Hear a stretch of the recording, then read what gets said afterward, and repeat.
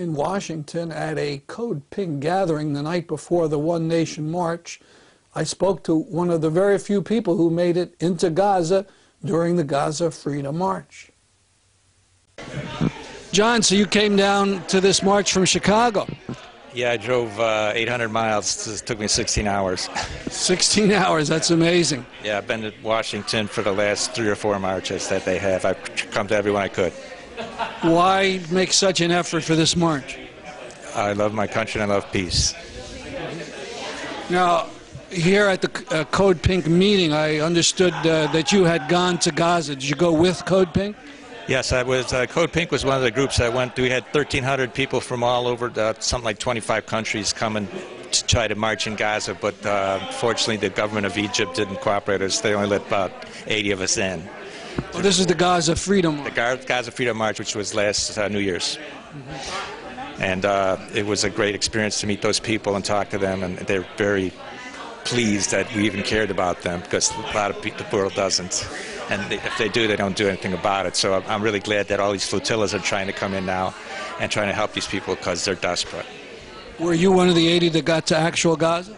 I got on the bus at the last second. Ty grabbed me, and it was a long ride. We had a super security go through all these gates to get to Gaza and go through all the paperwork. But and they kicked us all out after 2 days, but it was worth it. I got to meet the orphans there and all the people who, the students. We had like a New Year's party, and it was a great experience. And I hope everyone gets to go there. Give us some more details. What did it look like? They took us on a bus tour and just showed us all these buildings that had been bombed out a year earlier that nothing had been repaired after that, because they don't even let in any building materials to these people. So it's still like a war zone. They don't have enough food. They have to smuggle everything in through tunnels. They can't even go fishing. The Israelis will shoot at them if they go on their fishing boat out too far. They don't have sewage treatment. They don't have clean water to drink. They have no jobs. It's 1.5 million people in a virtual prison. But they're wonderful people, and they don't deserve this fate. You say you talked to orphans? Yeah, they took us to an orphanage. I wanted to go to a refugee camp. We didn't have enough time because for public relations we had to end up playing a soccer game with them. Just for With them being the orphans? No.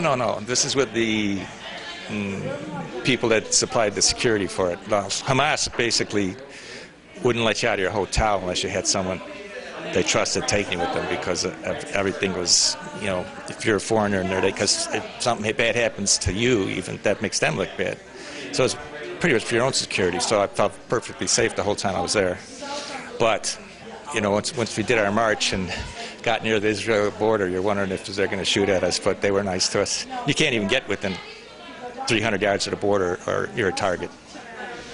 Now, let me ask you, I heard so much terrible things about the water. Did you drink the water? Well, I drank water that was bottled, but it was very funny because I brought in a bottle of water from Egypt, and I gave it to one of the fishermen who took us on a boat ride, and he said, I never knew water tasted like this, because their water is so bad that they don't even know what good water tastes like. So I was very impressed with that. These people go every day like this. You talked to some fishermen? Yeah, they took all of us on a fishing boat for a boat ride. And that was when I found out if you go more than a half mile out to sea, they have patrol boats, and we saw them. And these fishermen said that they had been fired on at prior times, but they wouldn't dare fire us because we had guests. Have you been involved with the Palestine issue for a long time? I think since I'd say maybe 5 years, when I learned more about it and their fate, and how our government was actually helping to suppress them by funding military in Egypt and making Gaza a buffer zone. And that they call that peace, but I call that prison. These people are paying the price, just like Poland was a buffer zone for Germany and Russia. It's similar to that, if you can imagine. If you can, I don't know. And it's not extermination camps, but these people, they can't go in or out. They can't have jobs. They can't even, to travel from Gaza to the rest of West Bank, Palestine, you have to go out to Egypt, fly over to like Cyprus or something, then come in to Jordan and then go in. That you can't even go between the two places. It's crazy.